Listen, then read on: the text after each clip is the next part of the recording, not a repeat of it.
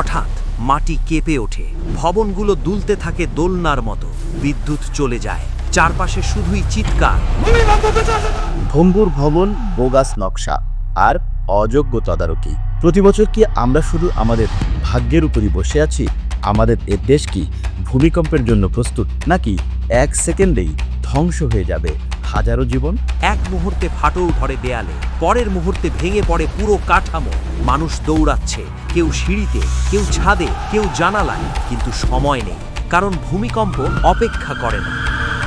এই ধ্বংস কি প্রাকৃতিক দুর্যোগ, নাকি অবহেলা, অযোগ্যতা আর দুর্নীতির ফল? এই ভূমিকম্প ঠেকানোর কোনো উপায় কি আমাদের কাছে নেই? আছে, মানে 100% আছে, শুধু প্রপারলি ব্যবহার হচ্ছে না। ভূমিকম্পের আগে মাটি কথা বলে, মানুষ শুনতে পায় না, কিন্তু সেন্সর পায়। কয়েক সেকেন্ড আগে জানা মানে জীবন বাঁচানো। সব ভবন একসাথে ভাঙবে না, এআই আগেই জানে কোথায় ঝুঁকি বেশি। বাংলাদেশ ভূমিকম্প প্রবণ, এটা তুমি জানো, কিন্তু তুমি কি জানো বেশি মাত্রার ভূমিকম্প হলে ঢাকা শহরের বেশিরভাগ ভবন মাত্র 5 মিনিটও টিকে থাকতে পারবে না?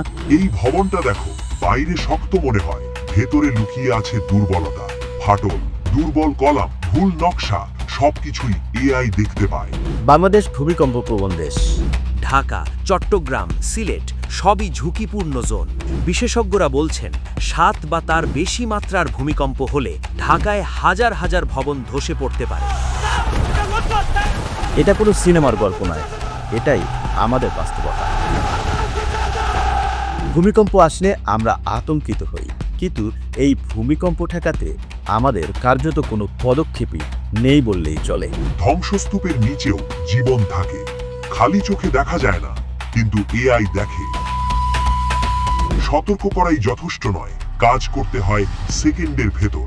প্রযুক্তি আছে, সতর্ক বার্তা আছে। এখন প্রশ্ন, আমরা কি প্রস্তুত?